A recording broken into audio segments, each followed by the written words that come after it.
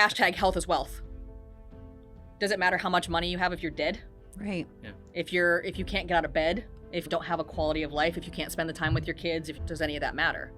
It doesn't matter. Alyse Kerr is the founder of Integrative Mind and Body Services and of Integrative Counseling Services PC. She holds a bachelor's degree in psychology from East Stroudsburg University, a master's degree in school counseling from the University of Scranton, is a nationally certified counselor, licensed professional counselor, and holds an NADD dually diagnosed clinical certification. She is passionate about the clinician education and supporting communities she serves. Listen in for Alyse's story of impact on Beyond the Bottom Line podcast. The one thing that I've learned in the 5 minutes we've met so far is that we have one very common thread, which is you don't like to be in the hot seat. I don't. Neither do I, so I understand that. Yeah, Maria's like a mad scientist. I was going to say, and this is Maria's favorite day ever after 10 years of trying to get me to do this. Here we are. It's true. Yeah, I appreciate you coming in so much. So anyway, I'm going to actually ask you to go ahead and make sure, why don't you start leading us down this road? Because I don't even know where to start. So when I launched my design business, Alyse was just going off on her own, and she sat me down in a coffee shop and this is what I'm doing. I don't care anymore. I'm starting my own company. I have this magical certification. I was the first to get it. Tell us more about that certification because I'll never remember it off the top of my head. I barely do. So that's a certification through NAD. It's an organization that supports individuals that are duly diagnosed with an intellectual disability and a mental health disorder. So they had launched a certification because nothing like that existed. So where I came to connect with that certification was I had just started my company.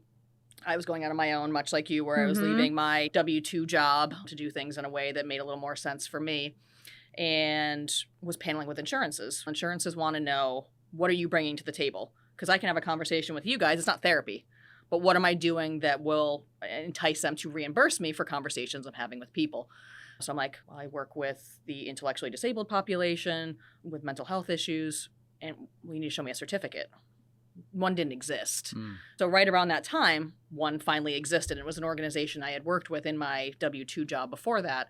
So they had asked me to go through that. At that time, I was running a program that was new to the state of Pennsylvania.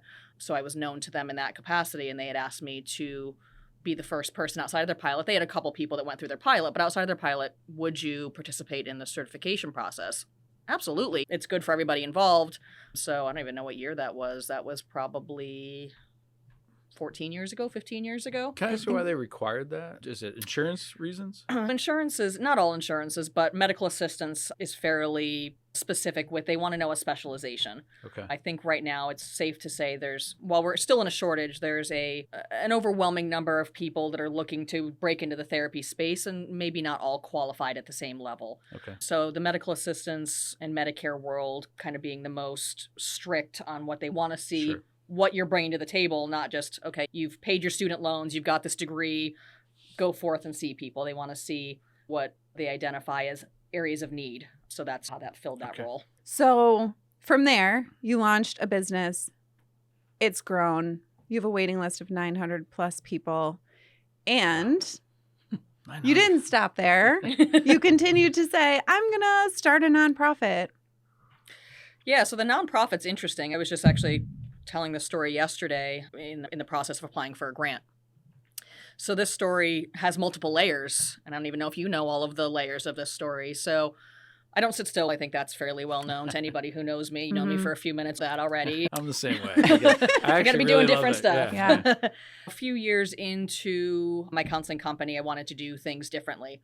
A client of mine had been having some severe mental health issues since she was pretty young, and not responding well to traditional medications, was fairly resistant to that for reasons that were really clear. The weight gain, the feeling tired all the time, those types of things that come along with certain psych meds. And she had connected with somebody to do neurofeedback and biofeedback, and as part of the therapeutic process, invited me to become part of her process so that our therapeutic work aligned with what she was doing in the neurofeedback world. And I was like, oh, wow, this is crazy. So I took a course, which was a BCIA introductory course. And I was like, oh, wow, this is crazy. It was down in the Philadelphia area. So then I asked those trainers to come to Scranton and train some of my staff. We may have had around 10 at the time. So I started reaching out to the insurance companies, most specifically medical assistants again. Will you cover this service? We'll cover the service. Get through the training, build some space in the building, and they say, no, we're not covering the service. Okay, great. So I shut down that process. But that was my first kind of introduction to neurofeedback and bringing it to my company. And at that point, I was just integrating it into the integrative counseling, into the for-profit world. Just didn't work out for various reasons. Fast forward, get COVID.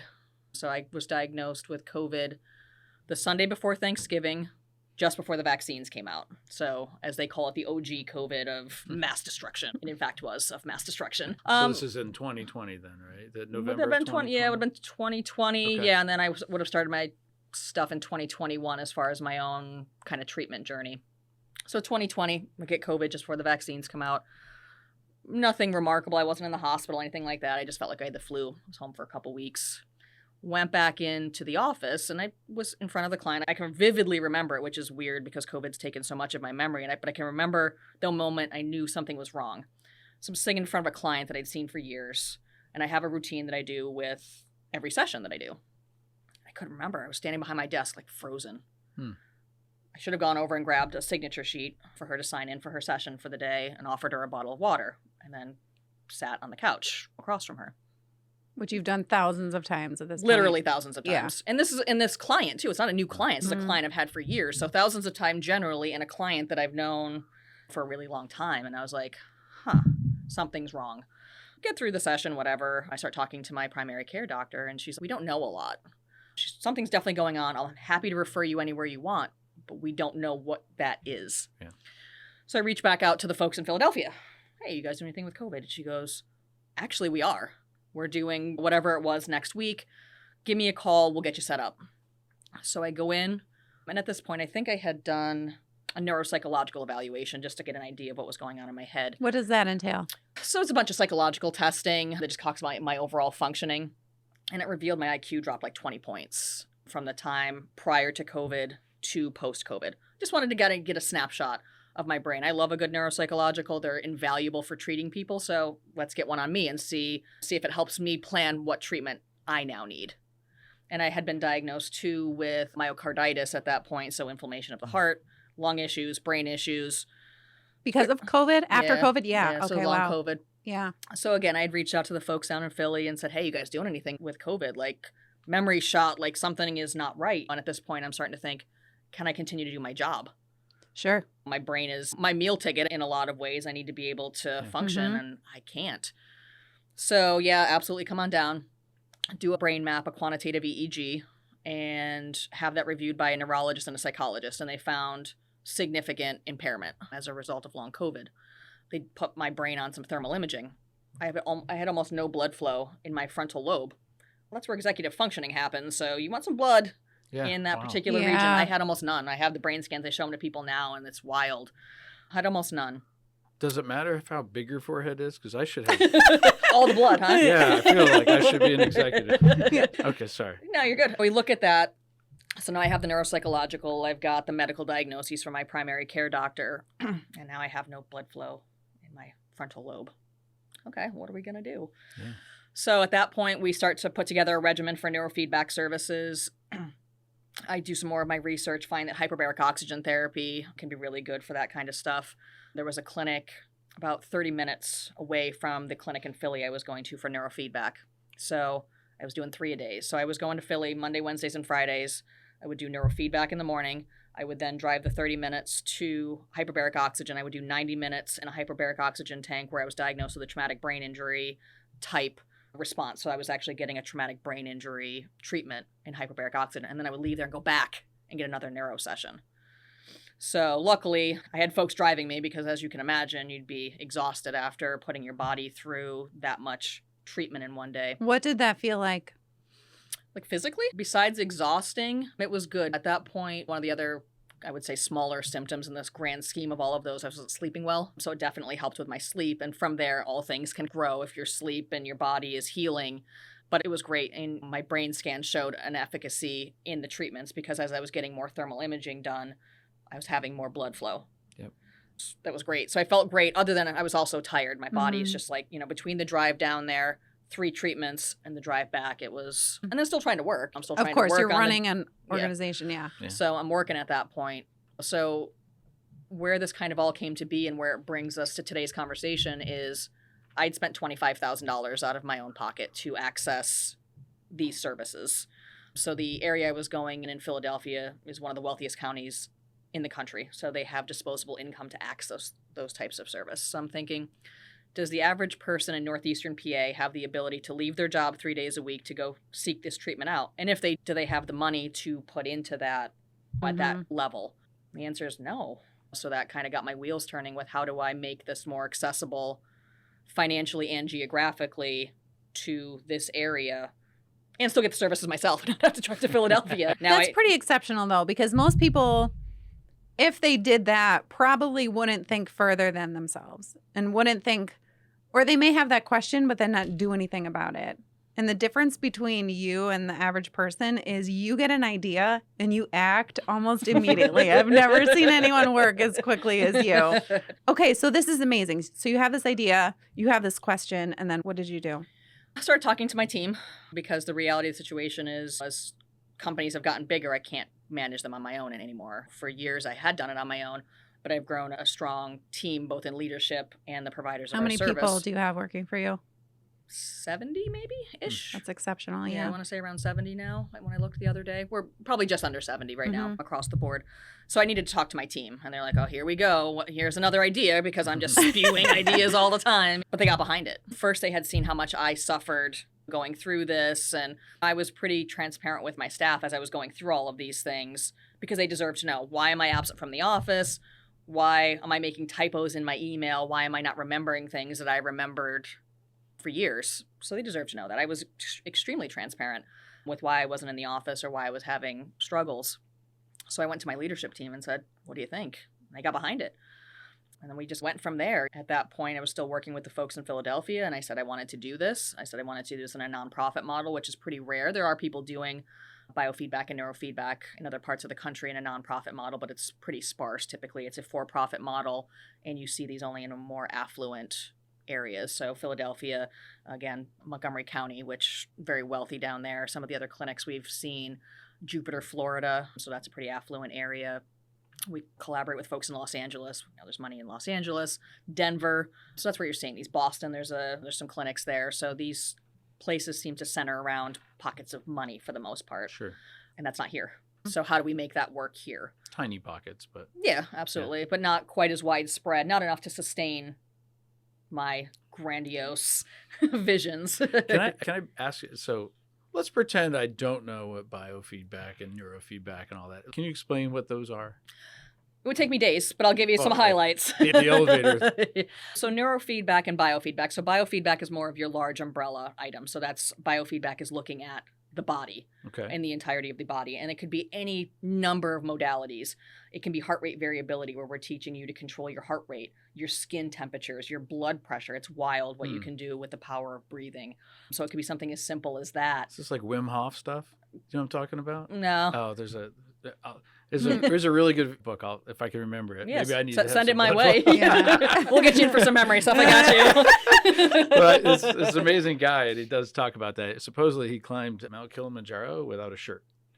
And I talked to a guy who did that, and he said, "There's no way." And I was gonna say maybe I need to see him at the counseling company. And we're talking about climbing mountains with no shirts. It's all about mind over your body and controlling your skin temperature and things like that. Okay, that's pretty wild. We actually had a story. So one of the folks that we've been lucky enough to work with was getting ready to go in for surgery, and his blood pressure was too high. They're like, "We can't take you back. The anesthesiologist is going to send you home." He said, "Put me in a corner for a few minutes." He was able to, using HRV and biofeedback, get his blood pressure down in 5 minutes and have surgery. Wow. Did he do the surgery too? Yeah, he did his own surgery. Give me that kid. I got it. So it can be anything from something of that size, which doesn't require a lot of equipment. There's apps on your phone that you can download for free that'll teach you HRV. And for me, you can even attach games to it. So for me, I make it a game that keeps me interested in it because God knows I need to slow down a little bit. So HRV is helpful there to anything that goes up to large machine interfaces to help with bioregulation. So looking at things from a mitochondrial level, a cellular level. Okay. So neurofeedback being a sub area of biofeedback focusing On the brain. Specifically on the brain and Okay. brain waves. So all of this is based on the premise that your body wants to right itself. So the whole idea of this is putting things in place that help that happen. Okay. We get off track with our cell phones and tablets and all of that stuff, and we're watching all the reels, and your brain's, please help me, please help me. Or with substances that we put in our body, whether that be a drug or alcohol or food. So the stuff that we have in our food, if you don't watch yourself. I love a good moon pie, but I'm guessing that's about poison for my body. And It's how fine. about lotions and things? Yeah, They're all full of of that. toxins. Yeah. I just told my wife they need to invent protein smidgens. If we could have, For that, yeah. just throwing that out there. You let me know. We'll talk about that. I am a client. So any of those types of things. So our body is constantly changing because of the things that we expose it to, whether it's purposeful exposure with your social media and looking at reels, or things that are in our environment. Microplastics, I'm sure you guys have heard about them. It's a scary, wild thing out there, helping detoxify from that. Yeah, I mean, it's a huge, wide umbrella from the availability of the services to the cost of the items. But again, biofeedback, body, neurofeedback, we're focusing on brain. So it can be, like I said, red light therapy, bioresonance therapy, neurofeedback, heart rate variability. There's high frequency neurofeedback, low frequency. So you can go down this rabbit hole of cool things. Yeah. Okay. That's a lot. And I'm a tech person, so all this stuff, and you confuse it with tech, and I'm like, Yeah. So let's talk about the end goal. Why are people in these big cities with money spending money on these things? What are they getting from it? First thing they're getting from it is no medications, so no side effects. One of the things that we see on TV, so when I'm sitting and I have nonsense TV on in the background while I'm working, I'm always hearing a new drug. And here's 47 different side effects, and you'll need this drug to undo those side effects and this drug to undo those side effects. You're talking minimal side effects. Typically, from a side effect perspective, what is sleepy, and I'm fine with sleep, and you might have a headache. But the really cool thing about this is we can reverse any of that. So if I do a treatment on you and you say you have a headache, I'll bring you back in and reverse it. It's great that way. So one of the big things is no medication. Medication Huge. comes with side effects we don't want. We have to play the insurance game because a name brand medication might be the only thing that works for you. I have high cholesterol. Crestor is what works for me. I've had negative side effects from the generic statin labels for years, so I have to pay a stupid amount of money, bypass my insurance to access name brand Crestor. So for some of these things, whatever it is, anxiety, sleep, whatever, your insurance may say, we're not paying for that, or we'll pay for it for X amount of time. And then are we actually fixing something, or are we treating a Band-Aid. symptom? Band-Aid. Yeah. So we're not treating a symptom. We're going to the core. We're looking at cells. We're looking at your brain. We're looking at those types of things to correct your body at a cellular level, not get a pill so you don't feel it anymore. I haven't fixed my cholesterol yet, so I'm still taking that particular pill. But so you're looking at not having to do those types of things. These things can be long-term effects for you. You do your treatment and you discharge. You may come back for a tune-up. We all need tune-up because, again, we're going to put the cell phone in front of our face. I'm going to eat the moon pie, so those things happen. So you got to come back for your tune-up. So yeah, that's a part of it. The other part of it that's really cool about this, and you won't see a pill that does this, is it doesn't have to be from an illness model. So we can treat a symptom. If you come to me and say, I have headaches, we can treat migraines pretty easily. But if you say, I just want to be better at my job, we can do that too. So we can do it from a wellness model, which is cool. One of the places I always tell people to look is Kirk Cousins, if you guys are into football, was in that quarterback series on Netflix. He talks about it. He uses it for anger management. Jaylen Brown, huge name for the Boston Celtics. He's big into this. So professional athletes can use this, help them learn their playbook, help them with performance anxiety. So we can look at things from a wellness and a symptom-based model. Medication can't do that. You can't take a pill to be a better football player. You can't take a pill to be better at your job in the context of improving memory and just overall performance. We can do that with this. So we have a peak performance model is what it's called, and we can do a symptom-based model. It's incredible. So you'll see a lot of companies will bring folks like myself in, do this to my staff. They're going to be less time out of the office. They're going to be more productive when they're in the office. Yeah. So Win-win. So companies in bigger cities especially will bring in neurofeedback specialists to help make my people better. It's Wow. amazing. Help cost me less money. How do those people respond to that? Are they receptive to it? Oh, or- absolutely. Nice. Especially folks, I know you do a lot of the brain work and stuff Mhm. like that.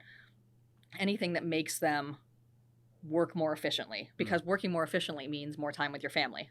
More time if you have hobbies. I don't know what those things are, but if you have hobbies, more time for those.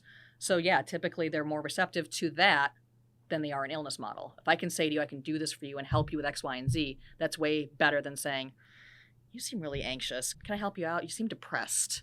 So I'm not telling you there's a deficiency. I'm telling you I can make you a better you. So yeah, people are But it way does more help with receptive. stress Absolutely. and anxiety. All of that. Yes. Absolutely. I've used it myself. I work 20,000 hours a week. So I use it for that as well. I use it for anti-inflammatory for my body, and inflammation processes can wreak havoc on any number of things from cancer to stomach issues like I've had. So yeah, absolutely. Wow. Major life and business changes can really shake things up for worse, and sometimes, I believe, for the better. As a certified neuro coach, I know that when we are in an area of transformation in our lives that we did not choose, or maybe we did, we are bumped up against our comfort zone. And when that happens, our subconscious mind gets louder and tries to pull us back to where we feel safe. But I know, as a certified neuro coach, that this is the perfect time to take this transformation and turn it into something that you desire, something that you want. This is the perfect time to rewire those old limiting beliefs that have gotten in your way, and let's break free from that in this time of transformation and make it work for you. Let's turn this into a magical moment. I would love to hear from you. You can book a call on my website at mariaconaglero.com. Let's make this transformation last. I find it hard to believe when I filled up this cup of coffee, you said you don't do caffeine? None. I It makes me know, jittery. right? What Yeah, is this she is on? crazy. We need some of this. And so I've had a major stomach surgery about 1.5 years ago. I had what's called gastroparesis. My stomach was paralyzed. Don't know if it was COVID related, stress related, a little combo of both. We'll never know.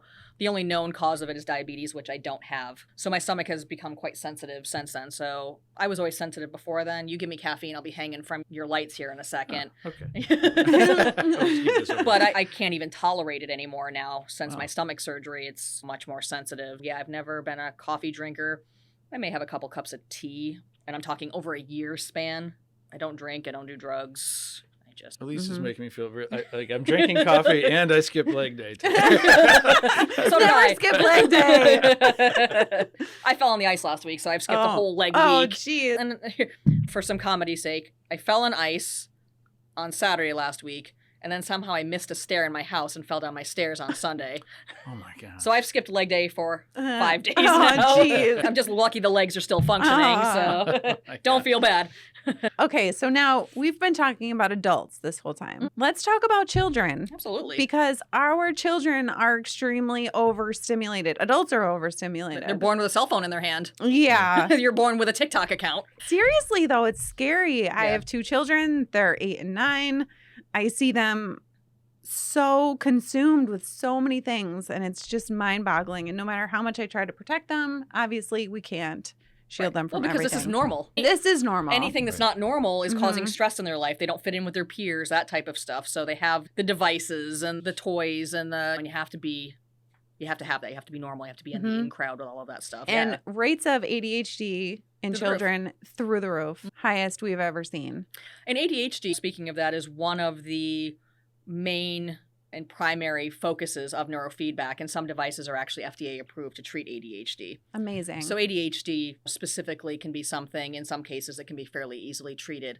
And when you talk about kiddos, you don't want to start putting them on stimulants. Would you No. want to put your 8 and 9-year-old on stimulants if you had ADHD versus we can go do this and not have side effects and not put these drugs into my still developing brains? Exactly. So kids are ideal for this because their brains are still growing. So our brains are set and I don't want any changes. Kiddo brains are going to be real receptive to this. They can Mhm. often use less sessions of treatment than we can. So I can treat you and your kiddo for the same thing. Sorry, your old brain's going to take a little bit longer. I'll be able to get your kiddo in and out a Yeah. lot quicker because their brains are still developing. So kiddos are great for this. We can do brain maps on kids. We have different modalities we can do on kids. There's nothing wrong. I know there's people out there that are going to say, "Oh, I don't want to Voodoo give magic." Yeah, or there's pediatricians out there that will say, "Don't give your kid an X-ray." What is this technology opposed to other technologies that maybe we shouldn't be exposing our children to? And that's a good question, and that's a question I'm asked a lot. The last kind of year of my life with this company has been spent educating folks. Right. Because here, again, we don't have this here. So now that Mhm. I'm here with these fun toys, what are you doing? Are you putting stuff in? People are scared. People Right. are always scared. So you as a parent, you're going to want to know, are you putting something in my kiddo's head? And some devices do put in less than a cell phone. So if you'll put your cell phone up to your ear, Yeah. everything else is gravy that's less than a cell phone. But some of it's putting nothing in. So let's talk about the nothing and what we're putting in. So some of the neurofeedback stuff is based on operant conditioning. We all know about Pavlov's dog in the story. We ring the bell, the dog salivates. So we're using auditory, visual, and tactile stimulation to let your brain know it's doing something we want it to. Wow. It's producing a brain wave that we want it to produce. If you don't get the bells and whistles, you don't salivate. You don't get the tactile feedback, the auditory or visual feedback, telling your brain, don't do that. That's not what we want. So nothing's going in. So we have sensors on the head for neurofeedback, reading your brain waves so that and it shows us on the computer what it is, but nothing's going in. Everything is on the screen, on the teddy bear that your kiddo's holding, and the beeps that are coming from the machine. Nothing's going in. But again, I understand if you see a picture and I show you somebody doing this treatment and you see the sensors on your head, what are you putting in? What are you putting in? Nothing. Nothing. Just reading. Some of the stuff, bioresonance, that will be something that is putting something back in. So what it's doing is working on the premise that all of the cells in our body are kind of like cell phones. That's a correlation that we can all understand. We all have cell phones. We're surrounded by them here. I got one sitting on the floor. They all have a cellular signal. They all have a vibration. Healthy cells have one type of vibration and one type of signal. Sick cells have a very different one. So for example, bioresonance therapy is using some modality, and there's lots of different ones, so I won't speak to anything specific, reading your body signals and feeding back healthy signals, helping your body communicate with itself. I don't want it to communicate with the machine. I want it to communicate with itself so that it can get rid of the inflammation. It can get rid of whatever it is that we're trying to get rid of or help. We've got somebody we're working with right now who just had spinal surgery. So we're helping her with her healing process. So if your body is communicating with itself on a cellular level, it's going to heal from that spinal surgery better. You're going to have less long-term side effects. You're going to get off that pain medication quicker. One of our staff had ACL, MCL. She got out of treatment 5 weeks ahead of time by using bioresonance therapy to help heal post-surgery. She runs now. That's unbelievable. Yeah. Wow. This is unbelievable. Yeah, How so old it's is what? this technology? It's old. That's one of the things, because people haven't heard of it, they think it's new. And some of the technology is new. You get a new iPhone, the technology from your iPhone 15 to 16 might be a little bit different. So as we have more technology, generally speaking, we have different ways of introducing this to your body, but the science itself goes back way longer than anybody is aware of. And that's part of why we're doing so much of the education piece. This is not new. This is not something that came out last week and that you're going to find out weeks from now or years from now has side effects. So we're not in the weight loss drug situation where we're new into that and it's working, but we have been doing it long enough to know what bad things are happening to folks that are doing those types of things. This has been around for a long time. The science is there. Like I said, if we're going back to Pavlov's dogs and using that operant conditioning model for a good chunk of what we're doing, that's not new. He's been gone for a little bit. Dogs are gone too. He's out of the game. So it's a much older science than people recognize. So is this something that the Tony Robbins and the professional athletes of the world have been using for a long period of time, and now you're trying to bring it to everybody else? I think the use of it is probably still newer because people didn't know about this. People still don't know about this. We all hold our doctors, our primary care doctors, in high esteem. The amount of doctors that know about this is shockingly small. Neurologists, shockingly small. But once they know about it, they're like, yes, please do that. We're all for it. They want to see less of the medications as well. While the science is not new, the use of it, I would say, is probably coming into more prevalent light now because people are knowing about it, because there's new technology, because you can download an app on your iPhone for heart rate variability. Again, you don't have to have the $30,000 machine. There's free apps that'll do it too. So the availability of knowledge is changing the amount of people that are accessing this now. And whereas we all go into, I don't want to put that medication in my body because while it will fix this thing, I'm going to get 4 new things that I don't want to have to deal with. Yeah. So the science is old, access to it, new. And from a financial guy's perspective, I would think getting on a regimen of medicines for the next 30 years versus paying some maybe upfront cost for some good testing and maybe a tune-up once in a while sure seems like a hell of a savings. Right? Regardless, just financially, but regardless of all the health issues or reasons for doing it. So This is super intriguing. I wasn't expecting to go into this conversation today. Surprise! Yeah, let's Person. talk about this because there has to be so many objections to this because it's new, because it's scary. People are instantly going to say, I didn't hear about this, or no one told me about this, or my doctor doesn't say, or I'm not spending all this money on something I don't understand. But to your point, it's money savings. Long-term money savings. Yes. You may have upfront costs Sure. for long-term savings. And one of the things I always put when I do social media, and Francesca will not be happy that I put stuff on social media because that's her job, but hashtag health is wealth. Does it matter how much money you have if you're dead? Right. Yeah. If you can't get out of bed, Right. If you don't have a quality of life, if you can't spend the time with your kids, does any of that matter? It doesn't matter. Yeah, for me, like I said, I put hashtag health is wealth on pretty much everything I do because it is. It is. It's the most important thing we have. Without that, we have nothing else. But we don't have as many objections as you would think. We're from Susquehanna County, unfortunately, just behind on new stuff. We've been up there talking, and people are liking it. They want to know more about it.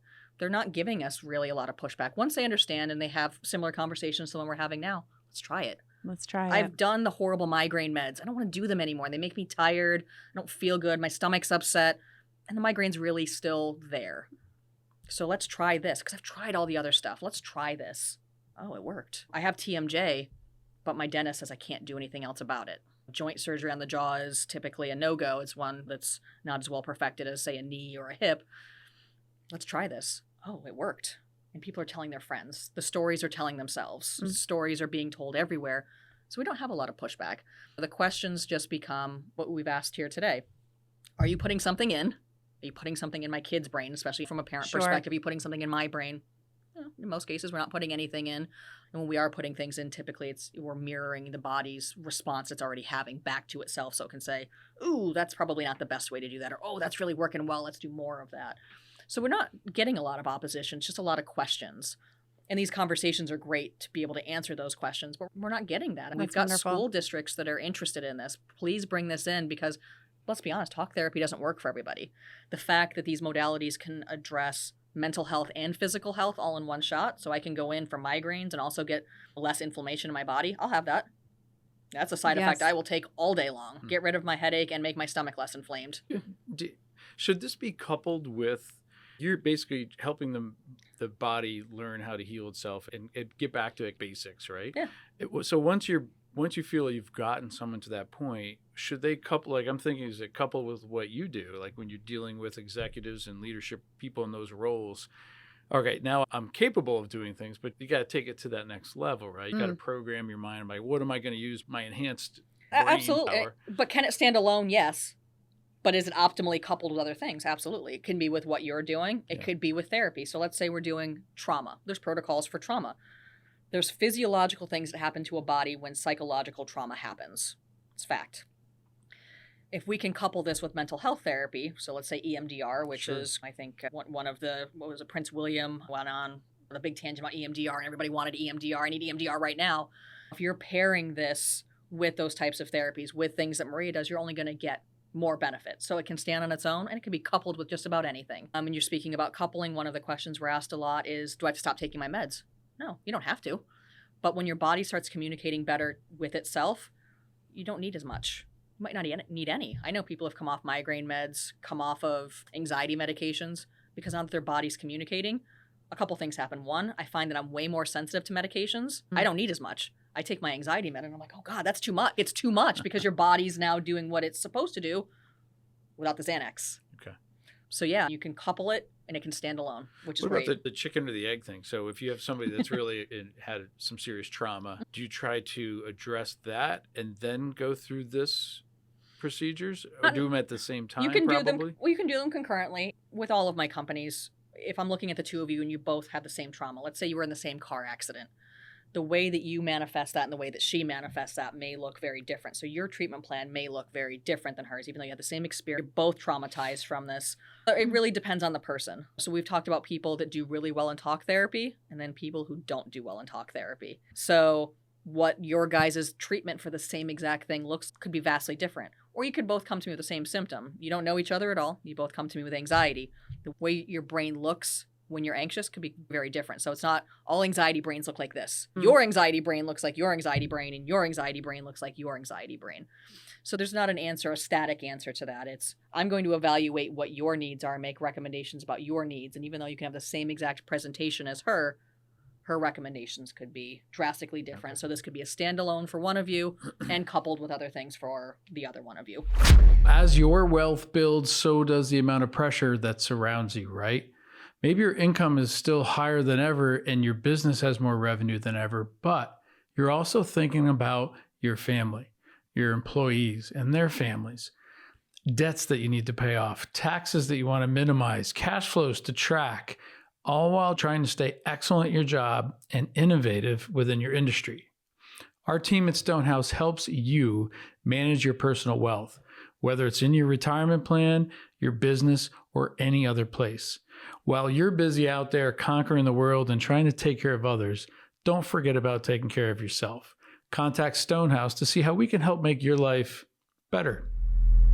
Is this why you're so excited? Because you have all these tools at your disposal, Yes. and then you can just craft solutions. Yes. Like I feel, And it's a block away from my office. So selfishly, that's not. oh, my meeting canceled. Guess where I'm headed? I tell somebody at the front desk I'm going down to 220, a block away. And we actually have scooters to ride down there now. So I it's love even that. more fun. So we have scooters in the office now, which is super exciting. But there's a toy I don't have yet that I'm super excited to buy. And it's red light therapy. We can address things from your brain, vagus nerve, to your belly. I was told last week, no, not last week before, that if I had this device prior to my stomach surgery, I probably wouldn't have needed my stomach surgery. Wow. That it could have reversed the paralysis in my stomach. Really? It's just red light therapy? Different frequencies of red light therapy. Yep. Okay. Yeah, it's Wow. pretty wild. The technology is, I was able to try an older version of it when I was in Florida last year. One of our colleagues in Denver works with them a lot, so I'm super excited to get my hands on the newer version that does a little more goodies than the one I was able to trial last year. But safe for all ages, again, no side effects, and can be a treatment in itself or prep your body for a different type of treatment. Wow. To receive that treatment and to have that treatment last longer for you. So I love My all the mind tech is toys. blown. I used to want to buy iPhones. Now I buy Neurofeedback and Biofeedback. So I don't care about my iPhone anymore. Now I buy big toys. Yeah. Do any of your solutions, can we reprogram our child's brains to no longer pick up their phone? We could definitely help with that. Well, and we Can we have do some. it secretly? Well, so is they don't it? know about We'll see. Yes, Nice. we could. Yes, we Sold. could. I'll take two. I actually have. We have a bioresonance mat that you sit on, so I could be sitting on it right here while we're talking, and there is a detox for electronics on there, so you can sit on the mat. Amazing. Seriously? Doing your work. We could sit here podcasting. I could have brought them with me if my staff would let me touch them, but we buy them and they get used all the time. Mhm. The three of us could be sitting on these mats now. You would feel nothing, and we'd be having this conversation and doing an e-smog detox. Wow. Smog. Yeah. That's a Yes. great term. So- we all need that. As we're E-smog. surrounded by phones, Yeah. we should be sitting here e-smogging. What's the That's difference great. between this and hypnosis? They're not even close to the same things. We're not putting you in we're not even putting you in an altered state. So hypnosis being Yeah. something that you're doing in an altered state. No altered state. You are completely with us the entire time. Some of the treatments, the bioresonance, you can take a nap while you're doing it. I sleep on it sometimes. Literally, I'll lay the mat on my bed and take a nap on it. Take a nap. Don't feel anything. I have another question. Yeah, you go. All the questions. I have so many. You got my mind going here. Oh, that's amazing. Because I feel like we're wired the same way on some of this stuff here. This is beyond the bottom line, so we've talked about a lot, but what I want to go back to is as an owner of the business and being an operator, and you're out there practicing what you're preaching, and you're trying to be the visionary and think of the next thing, and so you can just bring more to your patients. How do you balance it? And I laugh because business, I don't. you don't balance it. And I've gotten better. I'll share. I just turned 44 a couple weeks ago. And as a result of COVID, my stomach surgery, I've had to live my life a little bit different, not because of a choice that I've been given, but because my body has told me, we're going to keep doing these things to you until you get yourself right. Well, my team will lovingly jab me all the time about not taking care of myself. I've done way better with that. So the balance comes from, yes, I'm able to use these devices. I can text one of the staff and say, hey, do you have a minute can I run down? And you hook me up to whatever. It depends on what I'm feeling that day, which device, which toy I want to play with. I've gotten big into hiking. I love being outside now. That's how I fell the first time last weekend was I went ice skating on a trail with no spikes. And I have spikes. They were just at home, which is a really good place for them to be when everything's a solid sheet of ice. In February. Seems Yeah, unfair. absolutely. I love going to Boston. I love going to sporting events. One of the biggest ways financially I reinvest in myself is I have a place in Boston. I don't get there as much as I would like, but it's there. So the balance is probably not as great as it should be, but I'm learning and my body is forcing me to learn. So the balance is getting better. But again, I think having access, one, to the team that I do, and two, now to the fun toys that I do, I need to practice what I'm preaching. How can I sit here and speak to you guys about this if I've never sat on any of these goodies? So let's take long COVID out of the mix. Let's just take exhaustion. Let's take peak performance. We should be doing this stuff anyway. COVID brought me to it, but there's a lot of other things in my life that can benefit from it. So luckily now I can find a little bit of balance in my work so I can double dip. We're all looking to double dip. Yeah. Save a couple minutes. That's great. I grew up in a family of builders. Okay. And so I find it interesting from when you reference your team. When I grew up in the family business, I was still in college. And I guess the point is I used to complain that my dad and my brother weren't there on the job as much as I thought they should be because they were out doing estimates and paperwork and dealing with things. And I always felt like that was not fair. You're in charge. You should be here right alongside of me. But I've seen a lot of people in that business break out on their own and start their own business. And then they're bogged down with paperwork. And it's just this vicious cycle. And Absolutely. you're like, yeah, I told you. And they all say, man, I just didn't really understand what went into the complete business. I just saw my portion of it. Yeah. And so I imagine you must deal with that, the folks that are working alongside you, and you have to listen to what their feedback is so you make sure that what you're providing is still in sync with what people need. Yeah. Well, and a lot of times the things that they need are dictated by somebody else, like an insurance company, for example. 100%. Yeah. So one of the things from a business perspective across the board, whatever business you're talking about, is putting the right support staff. I spend a lot of money on support staff. You may not see them every day, but they're there. You know, whether they're processing claims from their house, whether they're running your payroll from their office off-site, they're there. And I think people that have been around any business for a period of time understand that. Some of the younger folks that are coming in see the service being provided and the dollar amount at the end and have no idea what happens between I rendered this service and this money appeared in my bank account. Yep. That's a whole other that's a whole other thing. How do you manage your culture? You said you have 70 plus staff. And culture is huge. I've been using that word a lot lately. Yeah, it's a big word. Yeah. It's a big word, whether your agency is small or you have a large corporation and you have hundreds of people. I hear about it a lot from my clients. It's one of employers' biggest struggles, I think, is staffing, but also then the kind of culture creates its own thing. What's your experience and advice on that? Culture for me, I don't think is a difficult thing, and I'll tell you why it's not for me. Whatever I do in business, any of the businesses that I do, is a reflection of who I am as a person. So culture is me. Culture is I was riding around a scooter in the office last Friday. Culture is there's dogs in the office. There's culture that I wore jeans today, and if I wore these to the office, they'd ask me what was wrong because I wear sweatpants to work every day. Culture is investing in the company, investing in the work, investing in the team, and being myself. No different when I'm in the office to when I'm sitting here to when you see me in the grocery store. I was just talking to one of our doctoral level PsyD interns the other day, and I said, whatever you do it as you. Do this. Don't do a book. Don't do that stuff. Be authentic because people will know. People will leave. I have my original employee still. So I've been in business for myself for 14 years, and I still have my first employee. Wow. I have my third employee. We don't have the turnover that is standard to our industry because we've created that culture. I want people to be who they are, whether that's showing your tattoos, whether that's just being the scooter riding nut job that's running up the halls on Friday. People are going, did a scooter just go by my office? With the dog chasing it. Yeah. Yep. Yeah. Yes, it I did. saw that video. Very cute. Yeah. Yes. Yeah. So Harper's running up the hallway chasing the scooter with her tail wagging, That's you know. so cute. So culture for me, I think, is a direct reflection of authenticity and being the person I am inside the office as I am outside the office, that I am at this table, that I am. So that speaks anywhere. to your integrity as a person. Absolutely. 1000%. Yeah. And there's some people that love the way we do things and other people that won't give me a second look because they're like, that's not how it's supposed to be done. You wore sweatpants to your client's appointment. if you're coming to see me, are you coming to see me for how I dress or for the service I provide you? Yeah. So if I'm comfortable, you're comfortable. So that's from the offices that we set up to the way that I dress, the way I encourage other people to dress, Be you. Yeah. because it all starts there. Everything is possible if you're comfortable, if you're authentic, and trust comes from my authenticity. You trust me to take care of you. You trust that the things I'm telling you need to do are not because I want to give you more things to do. It's because someone's telling me, or the industry is telling me, that this is what needs to be done. And you walk the walk. Absolutely. Culture for me, I think, is easy if you're authentic.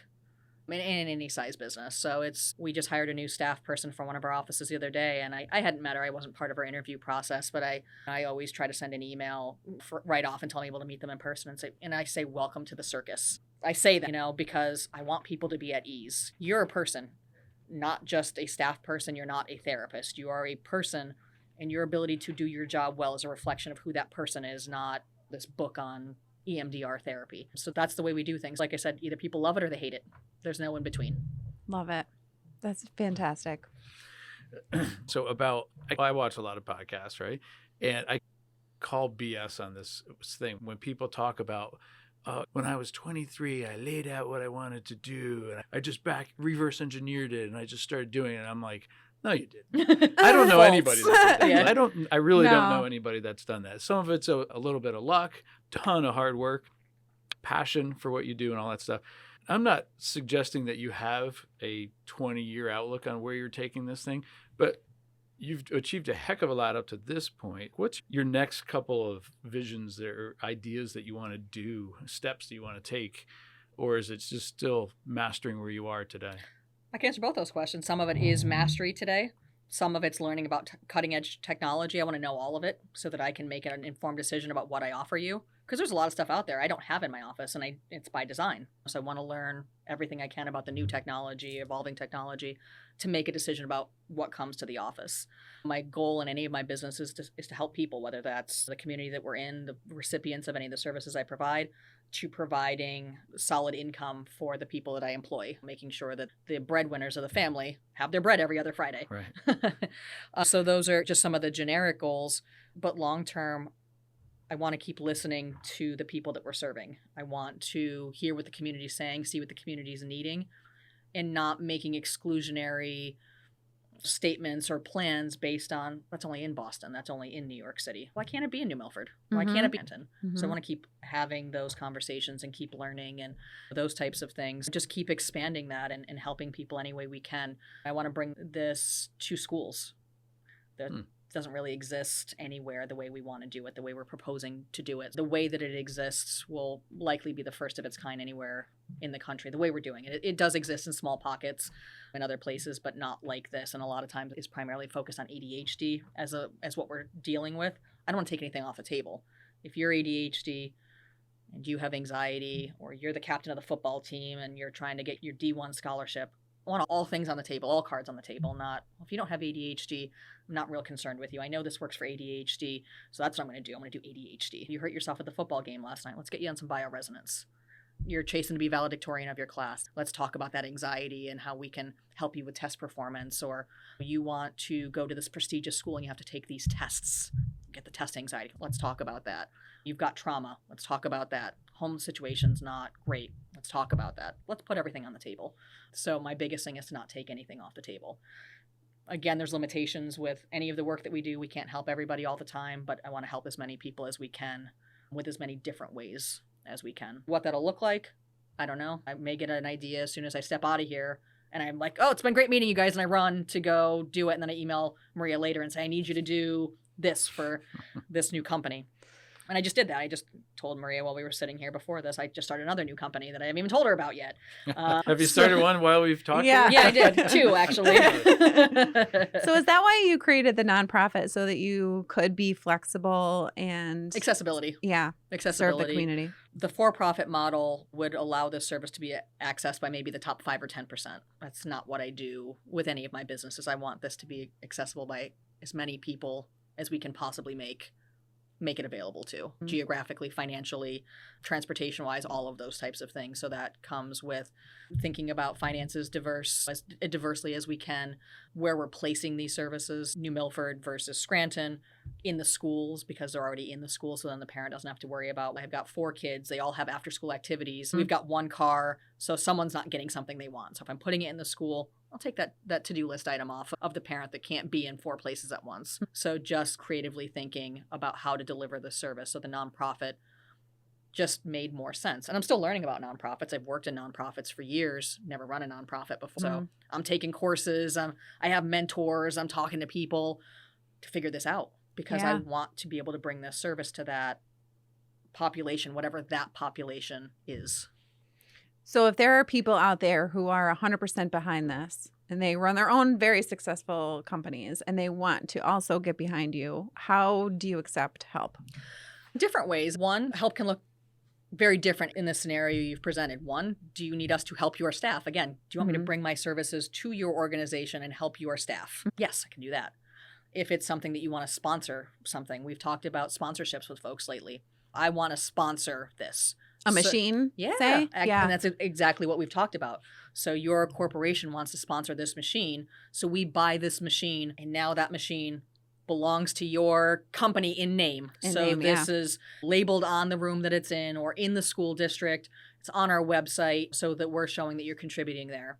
We should be launching in the next couple of weeks Fundraise Up on our website, where you can choose a different sponsorship level, from a one-time contribution to an ongoing contribution, to buying me a sensor, to helping kids in rural schools access this service. We're accepting all of those types of things.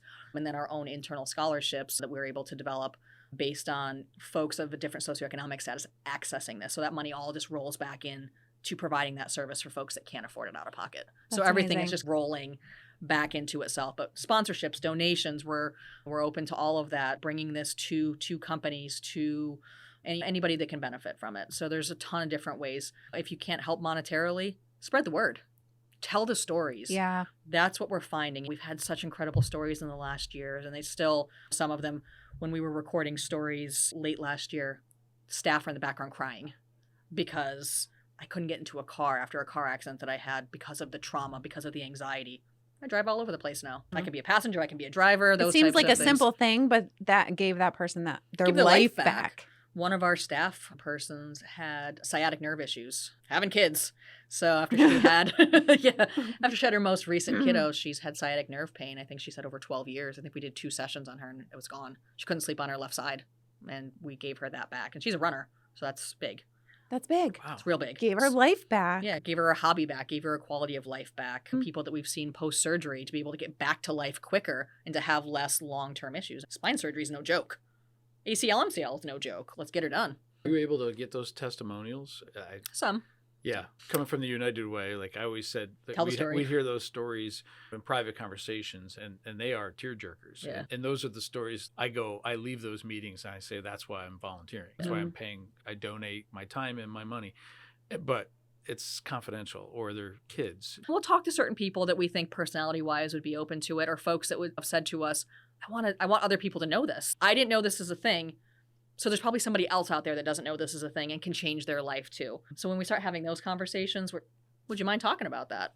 So we've got a combination of staff of mine that have done well with migraine, sciatic nerve, stuff like that. We've had folks come on camera with talking about addiction, help with addiction, trauma, those types of things. So we do have some folks, and again, we're very careful and always respect confidentiality. No means no. Yeah. You know, if we do ask and they do say no, we've never had anybody say no, but typically it evolves from a conversation that they are having about wanting other people to know about this gift that they've been given. And that from there, we get them on camera pretty quickly. Yeah.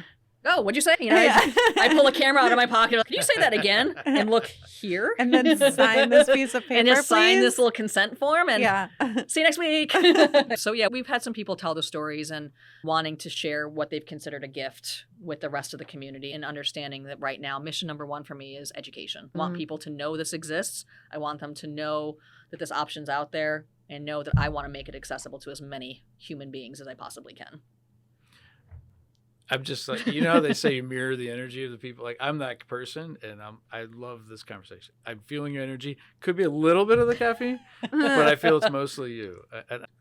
It's contagious. It is. I And know. I love being around people that are like that. So I know. equally wired and energetic. There's so much to do. And people, my family laughs at me because I say I'm afraid of dying. And it's not the act of dying. I don't know.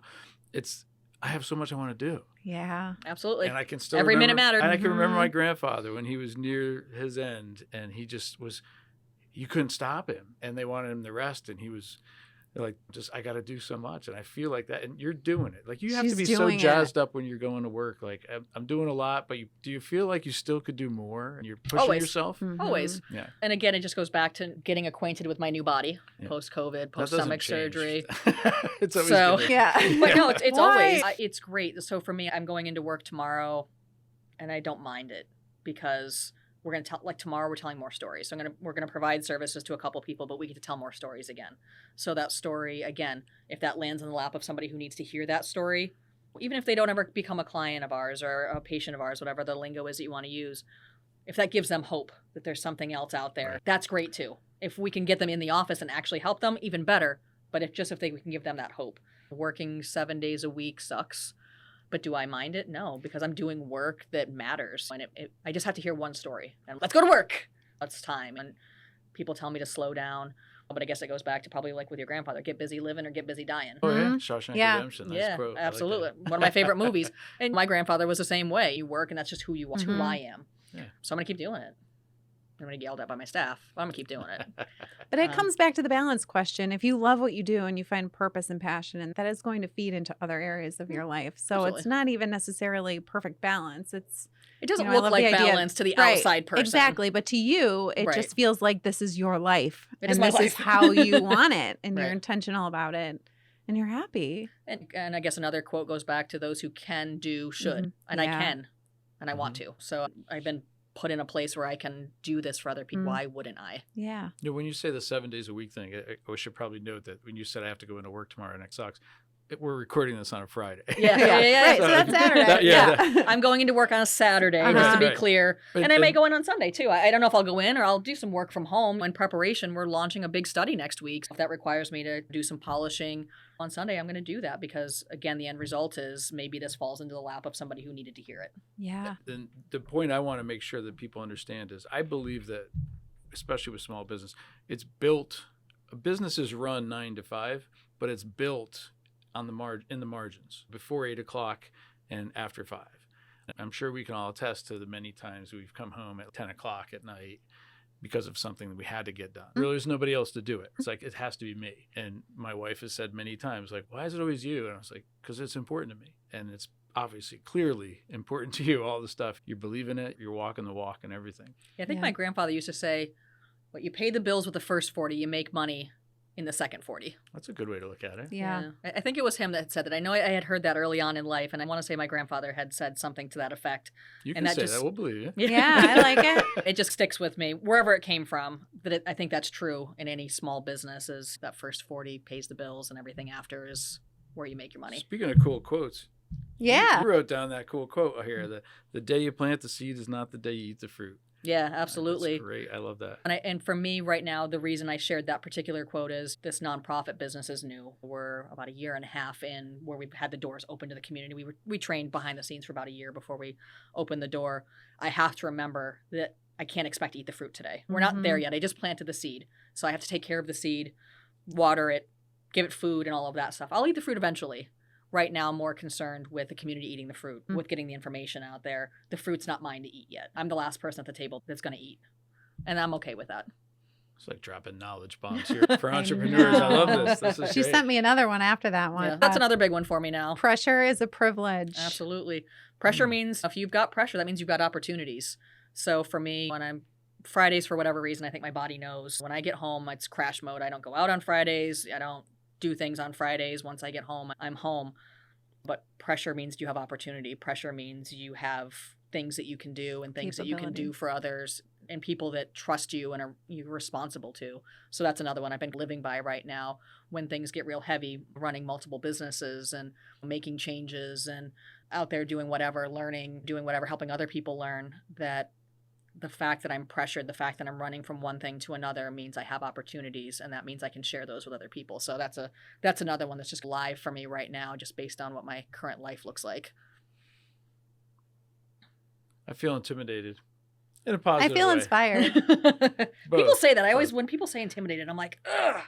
I'm like, do I have to need to change my message? Oh no, It's it's a positive. I don't know how to explain that. Maybe inspired is probably a better word. Yeah, I there. feel So- inspired. But intimidated is one I hear a lot. Just people around my office. I don't know if it's a title thing because I don't feel like I'm that kind of person, but I've heard intimidated over the years. You know No, what it is I'm used to being in that kind of a mode, and I'm Yeah. more in a passive listening mode. Right. And so My energy is. it is, and it's a leadership kind of a thing. And I was going to say it's confidence.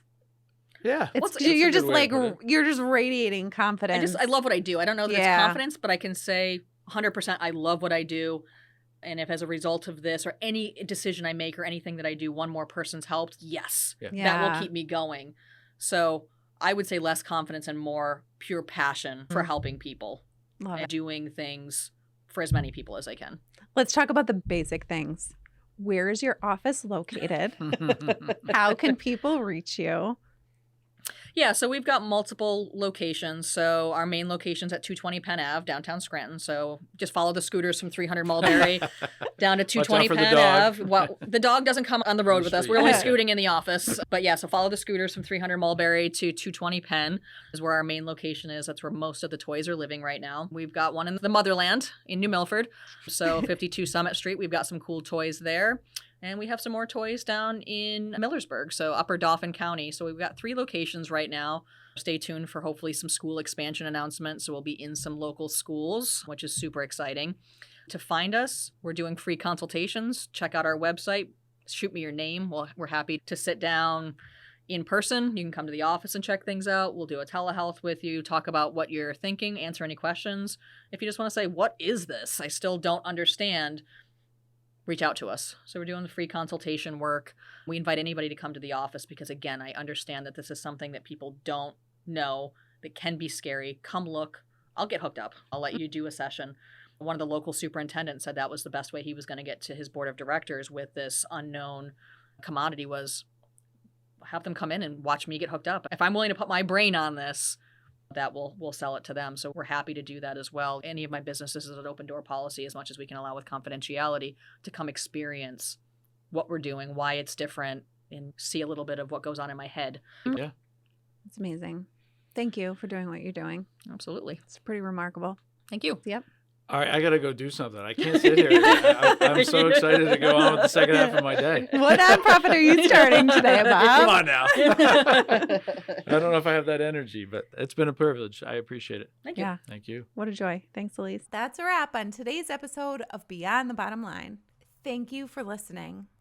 If this conversation sparked something for you, please let us know. Follow, share, or leave a review. It helps us keep having the conversations we love that you love to listen to. We'll be back in 2 weeks with more real talk from real leaders.